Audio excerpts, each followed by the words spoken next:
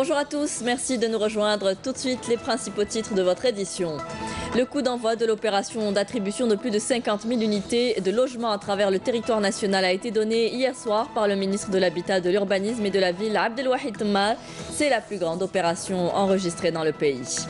Dernière ligne droite pour les associations. Après les repas d'El-Iftar, voici venu l'Aïd avec la distribution des vêtements neufs. L'association Assirem de l'Khdaria, elle, a joué sur la sensibilisation, se postant sur les abords de l'autoroute Est-Ouest et offrir de quoi rompre le jeûne aux automobilistes.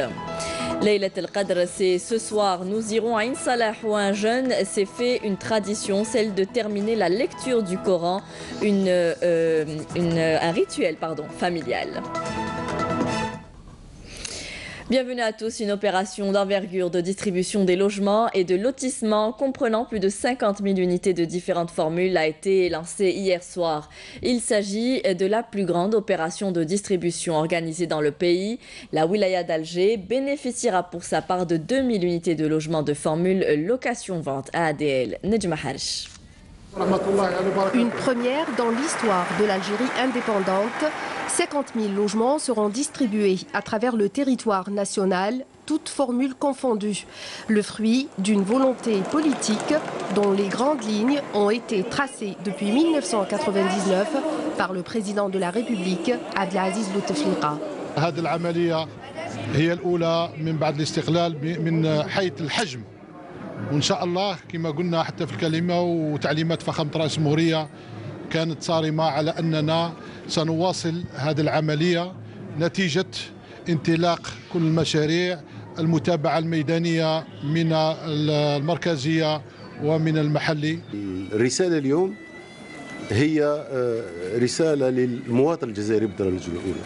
المواطن الجزائري الذي ثاق في برنامج رئيسه. المواطن الجزائري الذي يعني متأكد بأن كل التزامات سيد رئيس الجمهورية تتجسد ميدانيا. انتم لاحظتوا اليوم وشفتوا اليوم بأن موش من السهل باش 50,000 وحدة سكنية توزع على مستوى 48 ولاية. إذا كاين فيه بلاد في العالم التي تقوم بمثل هذه الإنجازات، الرسالة اليوم هي رسالة قوية من المواطن الجزائري ومن من يخدمون المواطن الجزائري، من الحكومة الجزائرية وبتعليمات من السيد رئيس الجمهورية أن المواطن الاحتياجات نتاعو يعني الرقي بطموحاته الاجتماعية تبقى من أولوياتنا على مستوى الحكومة. فكل الإمكانيات المالية سخرها بتعليمات من السيد رئيس الجمهورية، سخرتها الحكومة لأن يكون المواطن الجزائري في ظروف حسنة. البرنامج هذا راهو يتكامل وكل سنة راه فيه زيادات وفيه تقييم آخر. بالنسبة للسيولة المالية فهي موجودة، يعني صعبة، وعارفين كيف كانت الأحوال المالية تاع الجزائر راهي يعني متطورة شوية، ولكن بفضل السياسة الحكيمة تمكنا باش نعطي السكن لكل الجزائريين. من جهة أخرى فيما يخص ذوي الاحتياجات الخاصة طالبين لسكنات بمختلف الصيغ، كان هناك بالإضافة إلى وجود السند القانوني الذي ينص على ضرورة تسهيل الوصول لهؤلاء في مختلف المرافق العمومية والمباني، كان هناك بيننا وبين وزارة السكن مؤخرا إمضاء اتفاقية إطار تسمح لهؤلاء بالحصول على سكنات تتوفر فيها كل تسهيلات الوصول إلى الشقق، وحتى داخل الشقق كان هناك أخذ بعين الاعتبار لطالبي هذه السكنات بمختلف على اختلاف الإعاقات، لأن كل إعاقة وما تحتاجه من تنظيم داخلي وتهيئة داخل الشقة. Le coup d'envoi a été donné hier soir à partir d'Alger par le ministre de l'Habitat. 2000 familles algéroises viennent de bénéficier de leur nouveau logement. فرحة ما تصورش ياسر، رانا شحال نستناو. الحمد لله أنا فرحان، الحمد لله تهنينا. لك اليوم فرج عليها ربي، فرج كاع على المؤمنين. راني أسعد إنسانة في الدنيا أنا والزوج تاعي والعائلة تاعي. وبارك الله فيكم وتحيا الجزائر وتحيا الرئيس تاعنا. Ainsi, le mois de Ramadan s'achève en beauté pour les 50 000 familles algériennes relogées et l'Aïd s'annonce de bon augure. Sonatrach, Total et Repsol ont signé ce matin à Alger un nouveau contrat de recherche et d'exploitation sur le périmètre Tinfoyet-Tabankort, le TFT.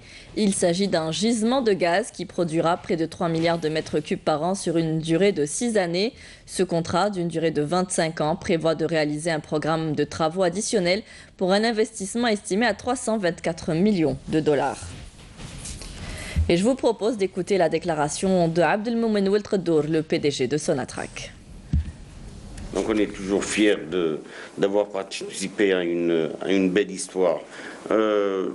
Je voudrais quand même remercier toutes les équipes qui ont travaillé sur la préparation de ce dossier. On a mis une dynamique en place de redévelopper nos activités, redévelopper les relations que nous avons avec nos partenaires étrangers pour pouvoir produire plus, produire mieux. Et je crois que cette dynamique est en cours, est en place. Il faut continuer. Nous avons d'autres objectifs. Nous avons d'autres challenges, il faut les réaliser. Sima Motors, filiale du groupe Tarkout, le distributeur exclusif de Hyundai et de TMC en Algérie, a dévoilé son nouvel utilitaire léger, le H1, issu de la nouvelle ligne d'assemblage de l'usine de Tiaret. Il est proposé en 2 configurations, le fourgon et le vitré. Menel Boutwaba.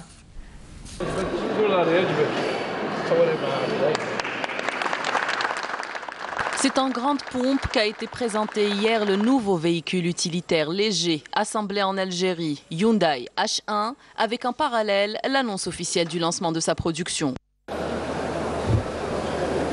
Lancement le nouveau produit, le Hyundai H1, en 2 versions, version tollée utilitaire et en version un van vitré de 8 places. On a fait le lancement. Entre-temps, le start of production de le produit, Inch'Allah. Et que ce sera le premier produit utilitaire qui sera monté par TMC à partir d'aujourd'hui, Inch'Allah. Inch'Allah, à partir de la semaine prochaine, on va afficher les prix. Ce véhicule est issu de la nouvelle ligne d'assemblage de l'usine TMC de Tiaret. Il sera disponible à la commande dès la semaine prochaine. La région de Sig est connue pour la qualité exceptionnelle de ses olives. Oribi est l'une des plus anciennes unités de la région. Elle est spécialisée dans la production d'olives de table, dont une bonne partie est destinée à l'exportation. Le reportage d'Amélie Sélédir. Plus de 30 tonnes d'olives de table sont produites annuellement dans cette unité de Oribi Olives. Une entreprise familiale qui existe depuis déjà plus de 40 ans. Ici, les olives sont sélectionnées, lavées et conditionnées. Le produit sera ensuite distribué partout en Algérie. Mais sa réputation dépasse les frontières. Notre région est connue pour la bonne qualité de ses olives de table. La Sigoise est d'ailleurs connue même sur le plan international, ce qui nous pousse à travailler davantage afin de développer cette industrie et exporter notre produit partout dans le monde. Justement, une bonne partie de la production est destinée à l'exportation. D'abord la Tunisie, ensuite le Canada. La Sigoise va bientôt pénétrer le marché américain.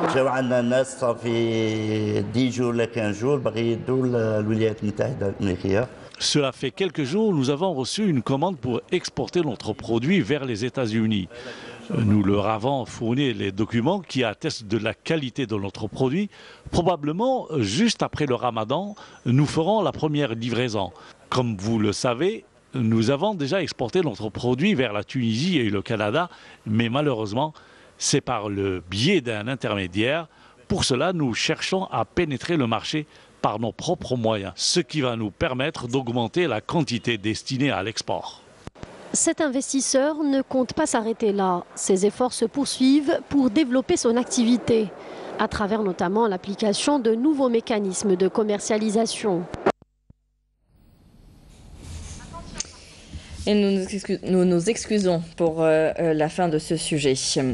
La production de la pomme de terre en Algérie a connu un véritable développement ces dernières années. Le secteur agricole ambitionne d'aller plus loin avec l'objectif de diminuer l'importation de la semence de la pomme de terre et arriver à assurer l'autosuffisance. Notre équipe a rencontré des producteurs de semences de ce tubercule à El Harouch dans la wilaya de Skikda. Le reportage de Abdelmajid Benrassi. C'est dans une exploitation agricole du côté d'El Harrouch, à quelques 40 km de Skikda, que nous avons rencontré Yassine, un agriculteur de la région qui s'est spécialisé dans la production de pommes de terre de saison, de blé dur, mais aussi de semences de pommes de terre et de blé dur. Un travail qu'il fait d'arrache-pied depuis déjà plus de 15 ans. Issu d'une famille d'agriculteurs, il fait partie déjà de la deuxième génération. Nous sommes ici à Al Harrouch. On fait cette année 2017-2018, on a fait à peu près 200 hectares de pommes de terre de semences. Et cette année, on a une bonne production. C'est après les pluies qui sont tombées bien comme il faut. Nous, à peu près dans les 400 mm, mais cette année, on a dépassé les 700 mm. On a une bonne production. On a à peu près un rendement de entre 500 et 600 quintaux à l'hectare. À peu près, c'est la meilleure année cette année à Al Harrouch. On va voir une production forte. Un arrachage de pommes de terre et une production record cette année.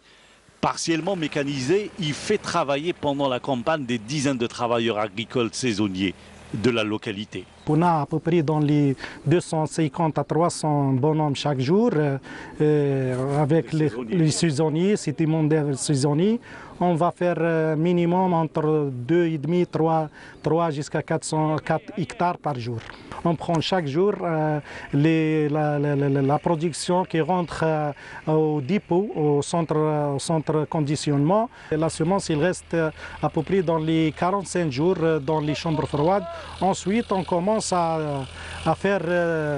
faire conditionner dans les sacs en giste et distribuer pour les autres producteurs de pommes de terre de l'arrière-saison comme à Ouedsouf, à Bouirat, Bissa et les autres wilayas.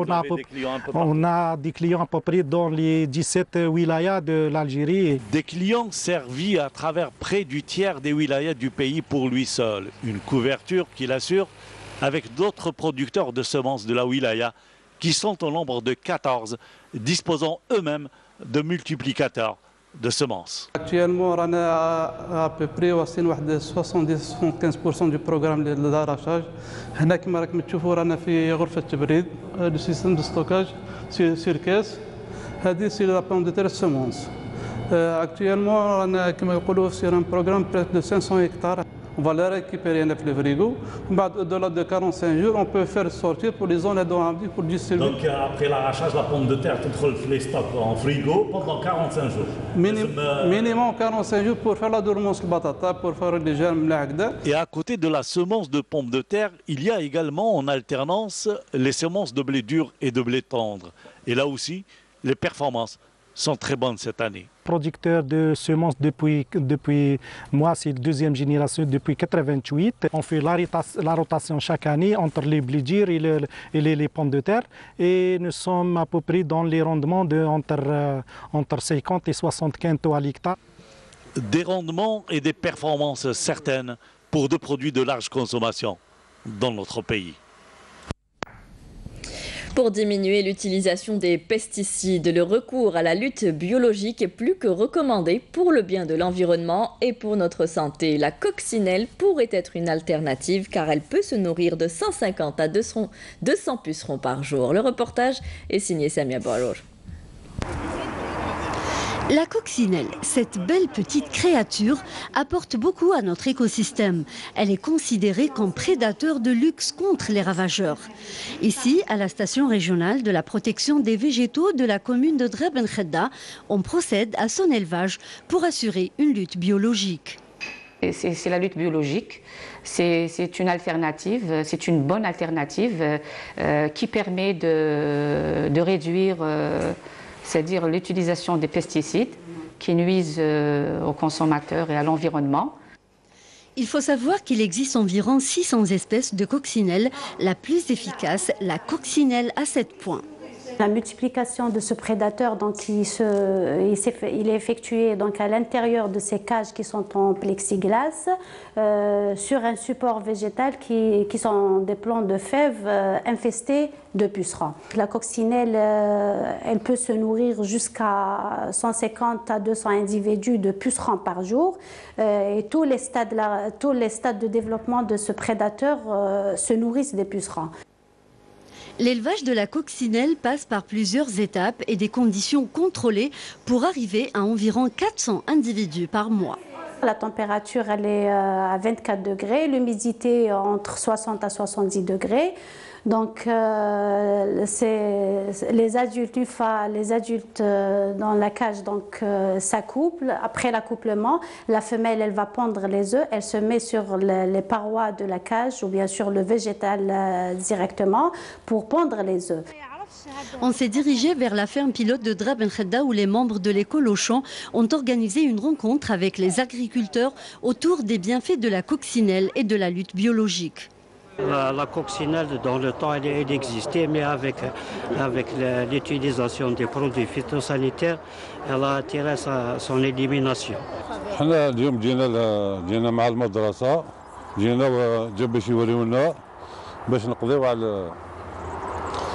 باش نقضيو على البيسرون هذا طابنا الحشره هذه النافعه يقولوا لها داشوقه باش تقضي باش نقضيو على البيسرون هذا كيف نسميوه احنا بالدرجات كيف الفلاحين يقولوا له البوستاف. Le moment attendu arrive, le lâcher de centaines de coccinelles dans ce champ d'agrumes pour laisser la nature faire. On sait tous que cette coccinelle elle a disparu dans la nature, donc elle est devenue une denrée rare si vous voulez. Donc notre objectif c'est de la réintégrer de nouveau dans la nature, dans son milieu naturel. Il est nécessaire aujourd'hui d'adopter ces moyens biologiques pour préserver notre environnement et notre santé en minimisant l'utilisation des pesticides. Après avoir assuré des repas chauds tout au long du mois sacré, les associations œuvrent à présent pour une nouvelle mission, celle d'habiller le maximum d'enfants démunis avec de beaux habits neufs pour leur permettre de passer un bel Aïd. L'association ML Wahran a organisé pour l'occasion une soirée musicale. Hasiba Abdallah. Pour ravir ces petits anges, une soirée a été organisée en leur honneur. Ces enfants sont issus de familles nécessiteuses. L'association Amel Amel Oran a pensé à eux à l'approche de la fête de l'Aïd. Nous voulons habiller ces enfants orphelins et nécessiteux et leur rendre le sourire. Il ne faut pas les oublier. En tant que centre culturel islamique, nous avons l'honneur d'ouvrir les portes à cette association pour une belle collaboration qui rendra heureux nos citoyens oranais, spécialement les familles pauvres. À cette soirée étaient présentes plusieurs catégories de la société. Des associations, des bienfaiteurs, des autorités culturelles et d'importantes personnalités artistiques. Ce jour-là, tout le monde était réuni pour la même cause. Je participe avec une liste des familles nécessiteuses que je croise pendant mon travail de cuisinière, que ce soit pour leur remettre des habits comme aujourd'hui ou même pour la circoncision ou autre. C'est le devoir de chaque musulman et musulmane de contribuer à de telles initiatives. Je ne suis pas seule à apporter mon soutien, il y a beaucoup de participants. Pour ceux qui veulent faire une bonne action, les occasions ne manquent pas. Nous avons beaucoup de bienfaiteurs, dont les artistes. Je pense que l'artiste doit être présent partout, pas que sur scène. Et je connais des artistes qui sont très sensibles et qui ne sont pas indifférents face aux pauvres. À la fin de la soirée, chaque enfant avait droit à une tenue. Ainsi, ils vont au moins avoir leur plus beau jour de l'année, comme le reste des enfants.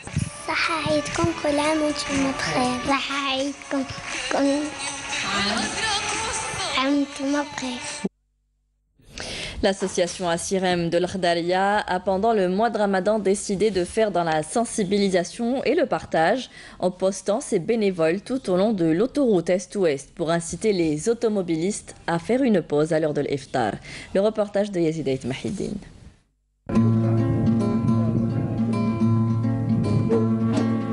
Assirem, une association socioculturelle du village Gergour de la commune de l'Khdaria. Un village qui souffre néanmoins de beaucoup d'insuffisances en matière de développement local. Ce qui n'a pas empêché le jeune de cette nouvelle association à semer l'espoir au sein de la population et entamer une opération de solidarité et de convivialité. Le but de cette association était pour revendiquer les droits de la population de Gergour, mais quand même on pourra toucher à différents domaines, et le sport, et la culture, et la science. Notamment ce mois sacré de Ramadan, le peuple algérien est connu par ce cœur d'humanité, des actions humanitaires, de bienfaisance et tout ça. On a pensé, on a organisé les couffins de Ramadan direct, les couffins de Ramadan déjà qu'on fait tout au long du mois sacré de Ramadan, et encore faire des petits sachets, une bouteille d'eau, des dattes, de chocolat, pour la rupture des jeunes. La route, c'est un projet de 2012 ou 2013. Le gaz de ville aussi. C'est des chantiers sans fin. ماذا بنا يكملوا لي بروجي نتاعنا تكمل الطريق بون الغاز نورمالمون قبل عندنا في نفس الوقت حابين نديروا اماكن وين نديروا القمامه نخدموها وحدنا. Ici, dans cette contrée, au relief accidenté, les animateurs de SRM préparent les rations alimentaires nécessaires pour la rupture du jeûne. C'est des bénévoles, comme on voit avec notre équipe ici, avec notre association. Donc on commence à prendre des sachets, c'est un travail de série, à remplir le sachet, comme je vous l'avais dit tout à l'heure. Donc une bouteille d'eau par exemple, les dates, tout ce qui s'ensuit. Et puis remplir très bien notre fourgon, qui est d'un bénévole aussi. Et on va directement à l'autoroute, et voilà, et vous allez voir comment on distribue ces denrées alimentaires. رانا حابين نديروا باغ اكزومبل الحوايج تاع العيد العائلات اليتامى. ربي ان شاء الله يوفقنا ربي. ومام طون عندنا اهداف اخرى باغ اكزومبل نقولوا مثلا نشريو كبش العيد. وخاص باليتامى دايما. Nous avons emprunté une piste à peine praticable, direction l'autoroute Est-Ouest. Objectif, inviter les usagers de la route à rompre le jeûne dans la pure tradition séculaire de partage et de fraternité. ومبادرة مليحة ولو كان يكملوها الرجال راهي مبادرة تاع خير. ربي يجازيهم إن شاء الله.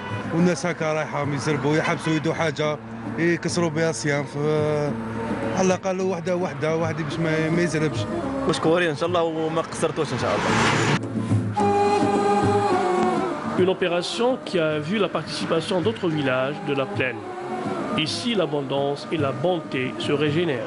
السمانة الأخرى عندنا إطعام، السمانة الأخرى دوك 3 جور 27 28 و 29 ونورمالمون 30 إن شاء الله. Tout un symbole d'élévation et de bonté, des valeurs transmises par le saint patron du village, Sidi Yahya. Nous sommes à la veille du sommet historique. Donald Trump et Kim Jong-un, les deux présidents américains et nord-coréens, se retrouveront demain mardi pour une rencontre aussi historique qu'improbable. C'est en bref avec Naïma Haouch. Donald Trump affiche son optimisme et son impatience à la veille de son sommet très attendu avec Kim Jong-un sur la dénucléarisation de la Corée du Nord. Les regards du monde entier sont tournés vers Singapour avec une même interrogation. Le président américain réussira-t-il là où tous ses prédécesseurs ont échoué? Les experts affirment que les deux hommes ont quelque chose à perdre s'ils repartent les mains vides du sommet historique qui doit avoir lieu demain à Singapour. L'Assemblée générale de l'ONU tiendra une réunion d'urgence sur Gaza ce mercredi à la demande des pays arabes.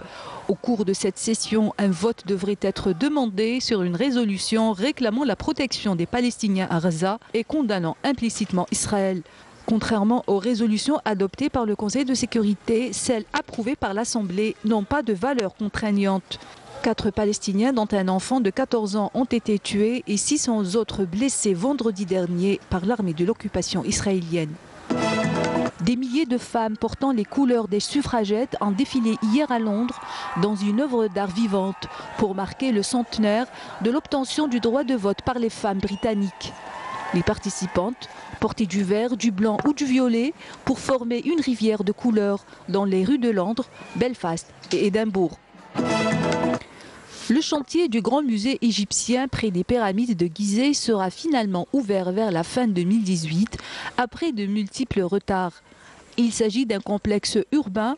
Outre le musée, il y a une salle de conférence d'une capacité totale de 1000 personnes, une salle de cinéma d'une capacité de 500 personnes. Il y a également 28 magasins, 10 restaurants et de grands espaces dans lesquels des événements internationaux peuvent être organisés. Plus que quelques jours avant la fin du mois de Ramadan, les Algériens profitent des dernières soirées.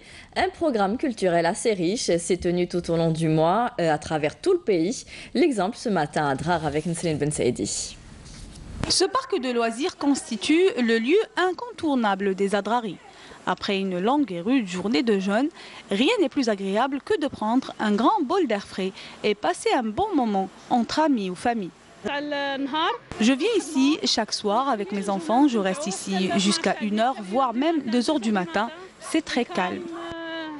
Je vais d'abord à la mosquée, ensuite je viens ici avec ma famille. À quelques kilomètres de la wilaya d'Adrar se trouve la région de Tamdid, une ville qui ne dort pas. Les soirées sont très animées et les familles ne ratent pas l'occasion pour profiter des belles veillées ramadanesques. Nous organisons à chaque fois ce genre d'événement, notamment ce mois sacré. Les familles sont très nombreuses à venir y assister. Il y a beaucoup d'activités culturelles ici à Tamdid. Nous voulons, à travers ces soirées, mettre en avant le riche patrimoine de cette région. Soirées musicales, conférences culturelles, voilà à quoi ressemblent les soirées des Adraris, un programme culturel très riche, au grand bonheur des familles de la wilaya.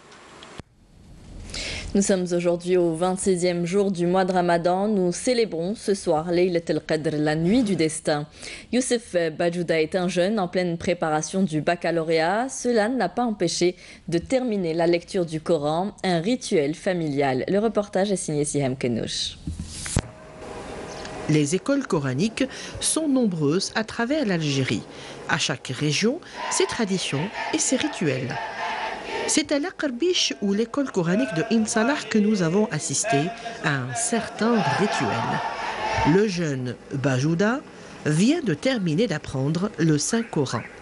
Les hommes de la Zawiya se rassemblent pour fêter ceci. Une tablette est préparée pour l'occasion, bien décorée avec une encre traditionnelle, un cadeau pour sa maman. Les chirs de la Zawiya commencent alors par l'orner d'un chèche blanc et un burnous.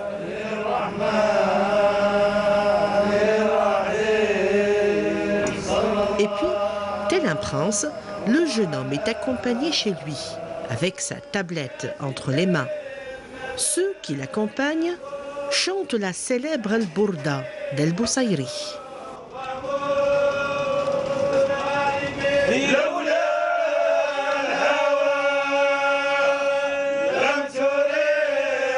À l'intérieur de la maison, sa mère et ses sœurs l'accueillent avec des youyous. Et lui, il offre la tablette à sa mère en lui disant « Mère, je vous offre le paradis ». Je félicite mon fils.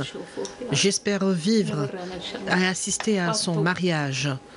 Comme je suis heureuse aujourd'hui, je serai heureuse lors de son mariage. Son papa est décédé. Il est déjà parti depuis longtemps.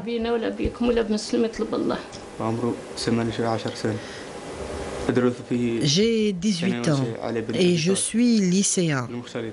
En parallèle, j'ai étudié le Coran dans la Zawiya d'Oqsal Arab. C'est un grand jour pour moi. Je dédie cette réussite à ma mère et puis à mon père décédé. Je remercie mes professeurs qui m'ont incité et encouragé.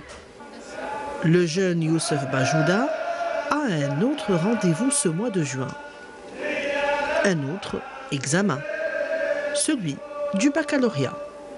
الله يجعلهم نوارا يا مولانا يصلح لهم ويبارك لهم يا مولانا فيما أعطيتهم يا ربي يصلح لنا وليهم المسلمين المسلمات الله لا يرهب لنا ولا لهم دين ولا إيمان يا رب الله يثبت إيماننا وإيمانهم وديننا ودينهم ودين المسلمين.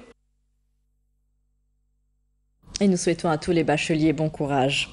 On terminera ce journal avec du sport. La sélection algérienne féminine de football a arraché hier sa qualification pour la phase finale de la Coupe d'Afrique des Nations, la CAN 2018 au Ghana, en s'imposant face à son homologue éthiopienne 3-2 en match disputé à Addis Abeba, comptant pour la seconde manche du deuxième et dernier tour qualificatif. C'est la fin de ce journal. Merci à vous tous de nous avoir suivis. Tout de suite, vous retrouverez Mina Abed pour les prévisions météo. Vous pouvez revoir nos programmes sur Facebook et YouTube. Les adresses s'affichent en bas de votre écran. Ce soir, rendez-vous avec Nadia Medessi pour le journal à 18h. Très bonne journée à tous. Au revoir.